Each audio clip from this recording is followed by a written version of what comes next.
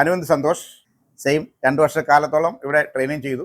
40-45 kilometre ദൂരെ നിന്ന് daily വന്ന് ട്രെയിനിങ് ചെയ്ത വ്യക്തിയാണ്. വളരെ സൈലൻ്റ് ആയിട്ടുള്ള, സൈലൻ്റ് കില്ലർ എന്നൊക്കെ പറഞ്ഞ് കേട്ടില്ലേ, അതുപോലൊക്കെ. ഓക്കെ, വളരെ സൈലൻ്റ് ആണ് ആള്. കാര്യങ്ങളിലൊക്കെ ഇപ്പം പഞ്ച്വലിറ്റിയും കാര്യങ്ങളൊക്കെ ഉള്ളൊരു വ്യക്തിയാണ്.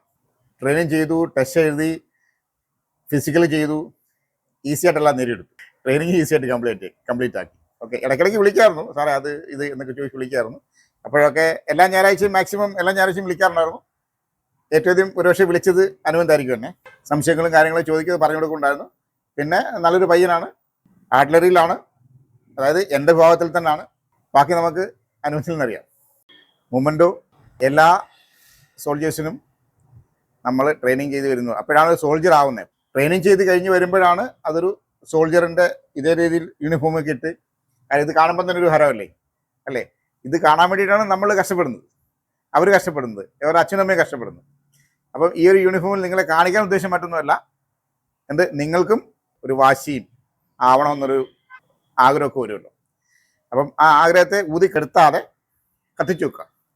അപ്പോൾ നമുക്ക് അടുത്ത വർഷം 2026 മാക്സിമം ആൾക്കാരും ഇതിനൊന്ന് കയറും.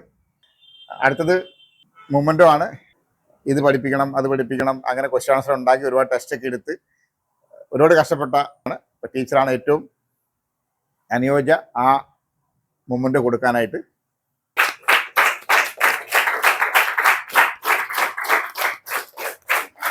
എല്ലാവർക്കും ജയ് ഹിന്ദ്.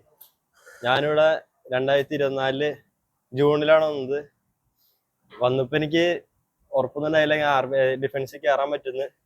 സാറിൻ്റെ ഒരു ഇതും കൊണ്ടാണ് കയറിയത്. സാറ് കറക്റ്റായിട്ട് ട്രെയിനിങ് തരും. അത് സെയിം തന്നെയായിരുന്നു അവിടെ. ട്രെയിനിങ് കഴിഞ്ഞപ്പോൾ ഒരു കോൺഫിഡൻസ് ഉണ്ട് എവിടെയെങ്കിലും സംസാരിക്കാനൊക്കെ. ആദ്യം ഞാനിവിടെ ഒന്നും പറയില്ലായിരുന്നു ആരോടും വലിയ രീതിയിൽ. ഞാനും ആശിക്കും ഒരുമിച്ചാണ് വന്നത്. ഞങ്ങൾക്ക് ഒരുമിച്ച് തന്നെ ജോലി കിട്ടുകയും ചെയ്തു.